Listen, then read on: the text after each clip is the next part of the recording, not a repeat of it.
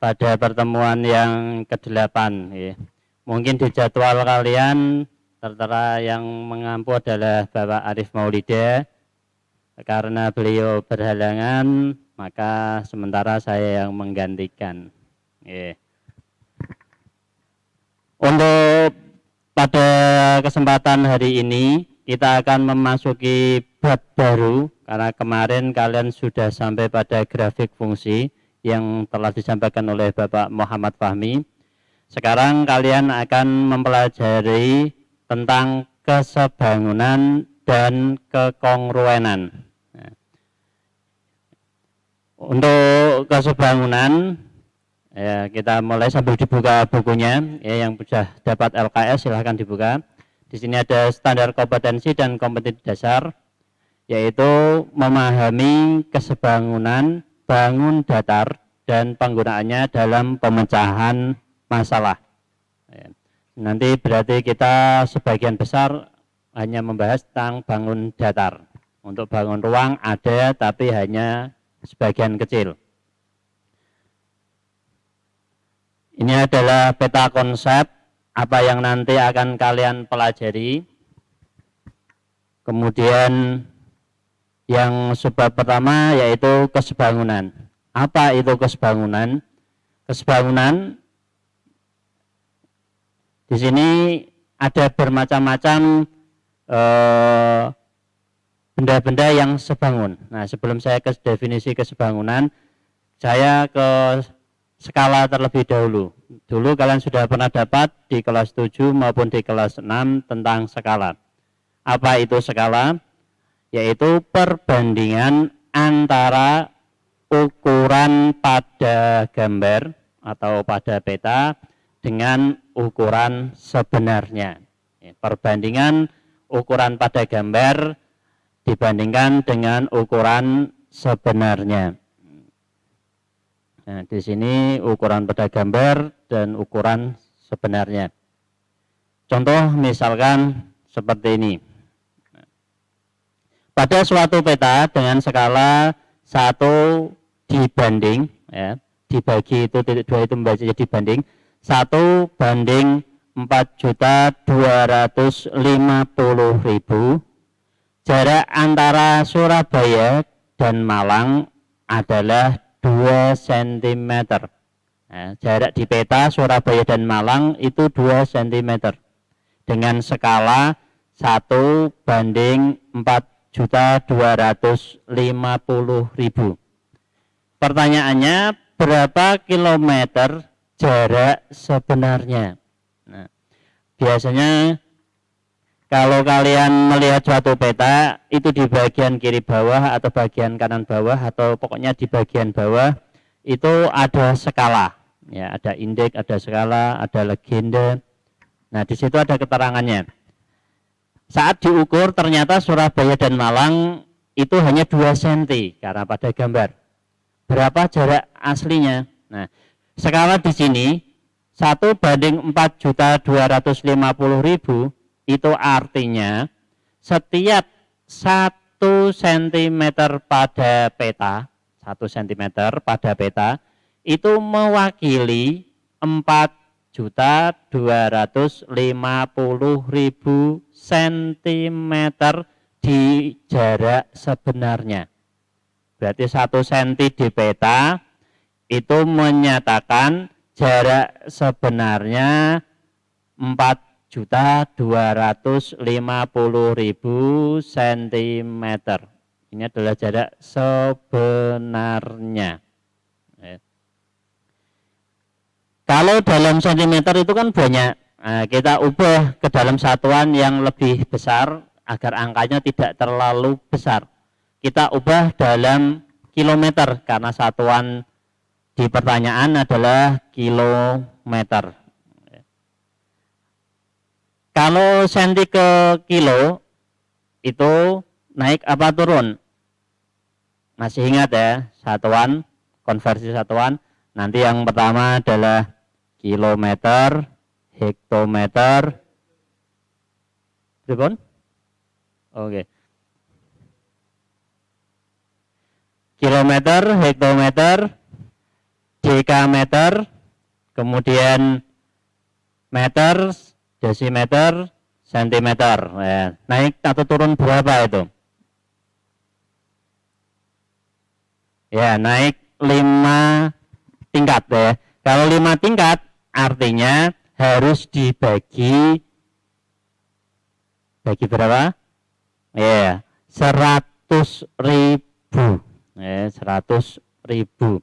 Berarti 4.250.000 ini tadi 4.250.000 kalian bagi dengan 100.000.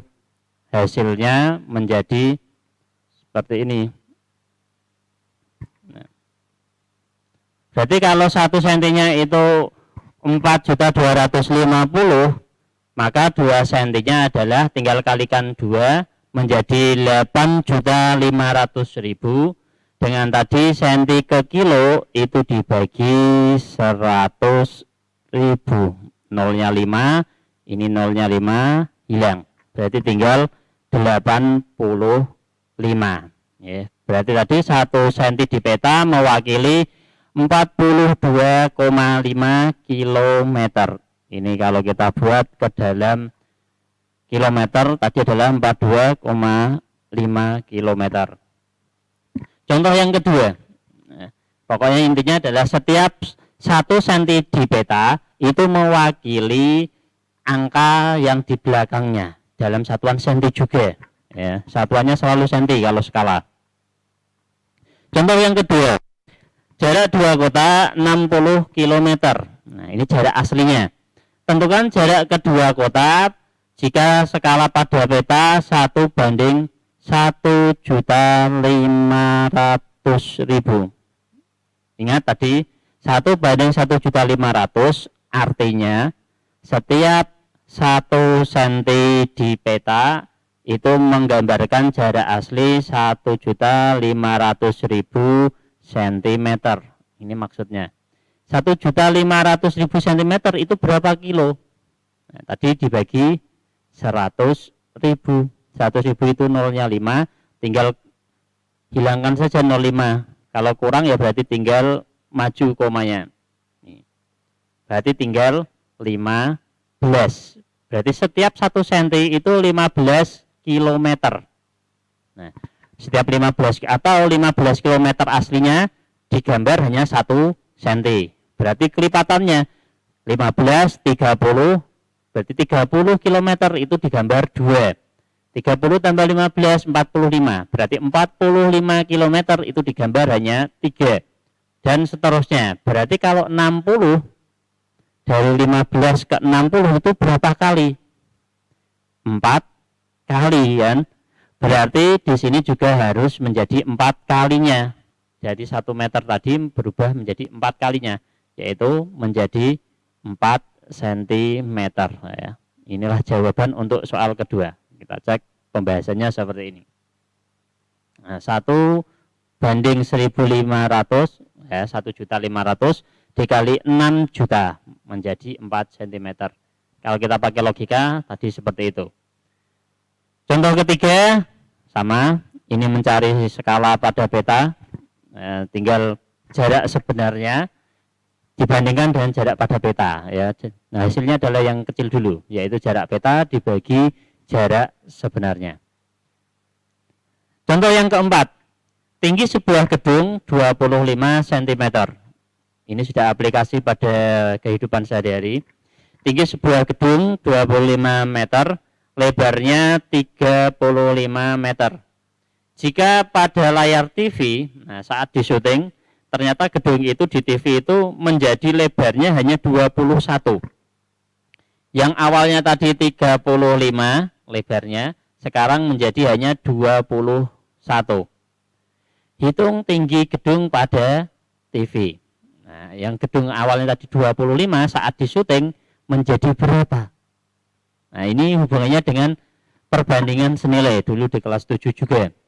Awalnya itu aslinya 35, saat di syuting menjadi 21.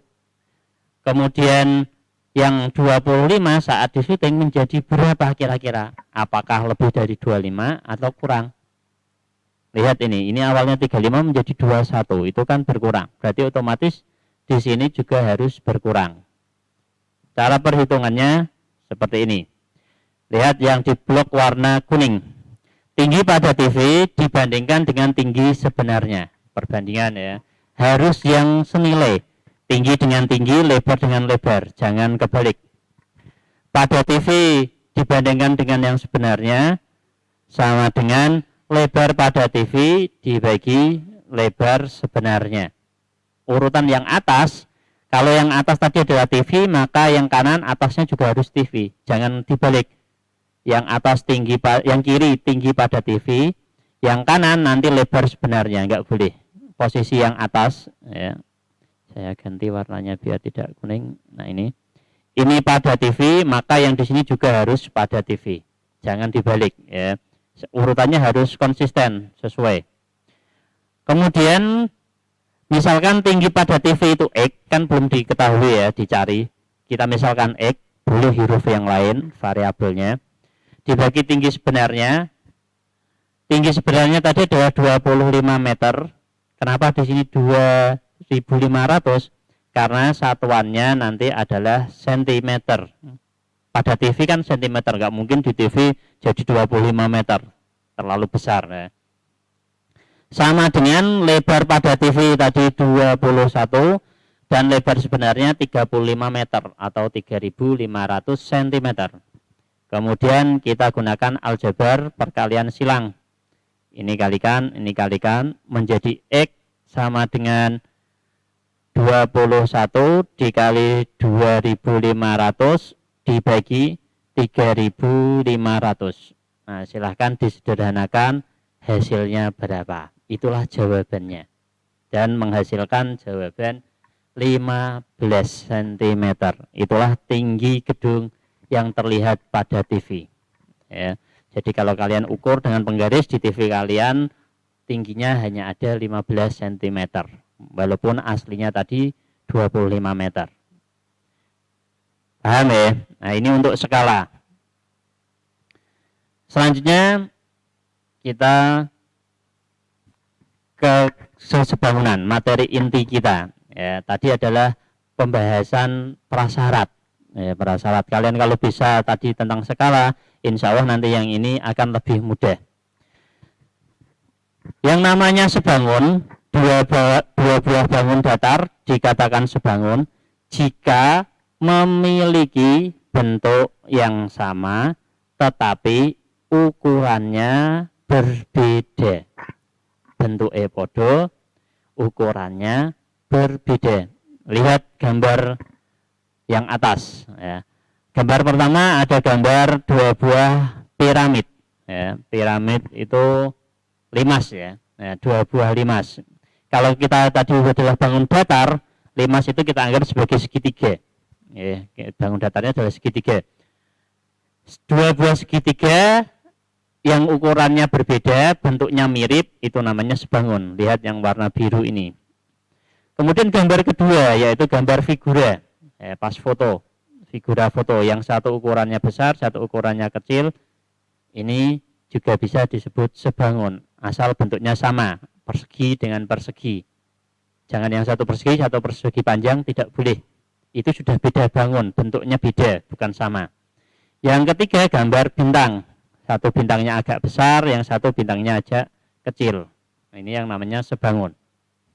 Kalau kongruen, tadi saya sebutkan ada kongruen juga, berbeda dengan sebangun. Kalau kongruen itu memang dua benda yang identik. Identik itu sama persis, bentuknya sama, ukurannya sama. Contoh di sini, ada gambar yang pertama adalah 6 buah gambar SpongeBob. Ya. Kotak ini, semua ukurannya sama, gambarnya sama. Nah ini yang disebut kongruen. Kemudian ada kotak-kotak persegi kecil pada papan catur. Nah setiap kotak ini ukurannya sama, bentuknya sama. Maka ini disebut kongruen.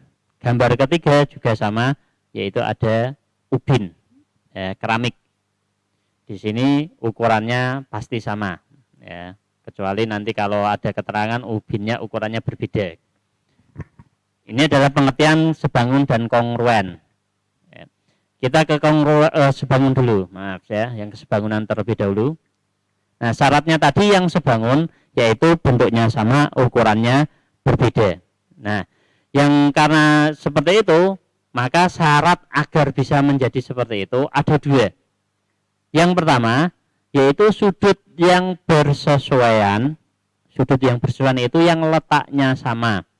Itu harus besarnya harus sama. Contohnya, lihat dua gambar ini. Misalkan di sini saya kasih pojok yang kiri saya kasih nama A, kemudian sudut yang bawahnya B, C, D. Gambar yang kanan saya kasih nama P, Q, R, S. Maka setiap sudut yang bersesuaian, jika keempat sudutnya kok besarnya sama, maka dua benda ini bisa kita sebut sebangun. Nah, seperti ini. Misalkan sudut D dengan sudut S, sama, warnanya biru, lengkungan merah. Kemudian sudut C dengan R, arsiran merah, lengkungan biru, sama. Sudut B dengan sudut Q, biru dengan ungu, lengkungan ungu, arsirannya warna biru, sama. Kemudian sudut A dengan sudut P. Ya, ini P ya, bukan Q. Ini P. Maka besarnya sama. Jika kesemuanya kok besarnya sama, maka dua bangun ini A, B, C, D dan P, Q, R, S disebut dua bangun yang sebangun. Lihat di situ gambarnya, yang satu besar, yang satu kecil. Ya, ini namanya sebangun. Yang penting sudutnya sama, bentuknya sama, ukurannya boleh berbeda. Syarat yang kedua, jika syarat ini terpenuhi, berarti dia sebangun, boleh. Syarat yang kedua, yaitu jika sisi-sisi yang bersesuaian letaknya sebanding. Sebanding itu maksudnya perbandingannya sama. Tadi ya, untuk skala tadi kan ada perbandingan. Jadi nanti setiap yang letaknya sama, perbandingannya sama, maka dia disebut sebangun. Contohnya gini, misalkan di sini lihat gambar yang kiri dan gambar kanan. Di gambar kiri ada segi 4 bukan persegi ya. Segi 4 itu yang penting ada rusuknya 4. Ukurannya 4, 10, 8, 6. Yang sebelah kanan 2, 5, 4, 3. Apakah ini sebangun? Kita cek satu-satu. Ngeceknya, bandingkan yang kecil dengan yang kecil, ukuran terpendek dengan ukuran terpendek, sedang dengan sedang, terbesar dengan terbesar. Nanti apakah ukurannya sama atau tidak? Nah, ternyata, lihat yang paling kecil adalah 4 dan 2. Ternyata 4 banding 2. Ya, 4 banding 2. Kemudian 6 banding 3. Ya, ini yang kedip-kedip warna rusuknya. Kemudian 8 dengan 4. Ya. Kemudian yang terakhir yaitu 10 dengan 5. Nah, 10 dengan 5. Nah, dari yang kita bandingkan tadi yang berkedip-kedip ada 4 banding 2, 6 banding 3, 8 banding 4, 10 banding 5. Apakah hasil perbandingannya semuanya sama? Jika iya, maka dua bangun ini sebangun. Jika satu saja ada yang tidak, maka gagal. Dia tidak sebangun. Nah, kita tulis dalam perhitungannya seperti ini. Ternyata tadi untuk 4 banding 2. 4 banding 2 itu nilainya berapa? 2/1 ya. Kemudian 6 dengan 3. Apakah 6/3 juga menjadi 2/1?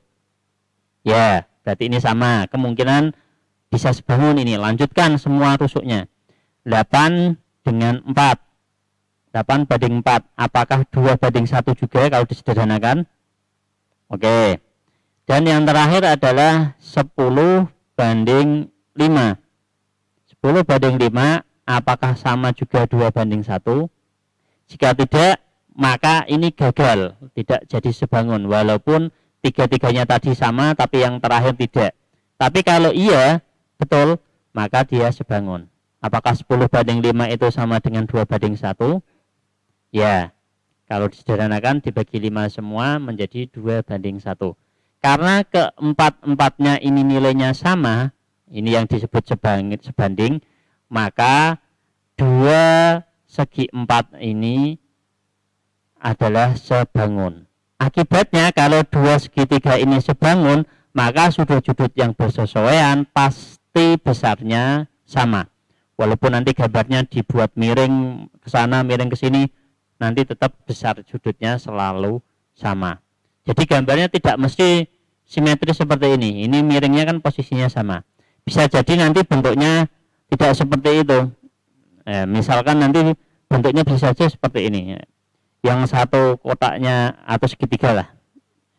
Misalkan yang satu ada segitiga seperti ini, yang kedua segitiga balik seperti ini. Apakah ini sebangun? Bisa jadi. Ya. Jadi tidak harus modelnya sama. Nah, sekian dari saya untuk materi kesebangunan. Nanti kalau kurang jelas kalian bisa ulangi lagi di channel YouTube ya Madrasah.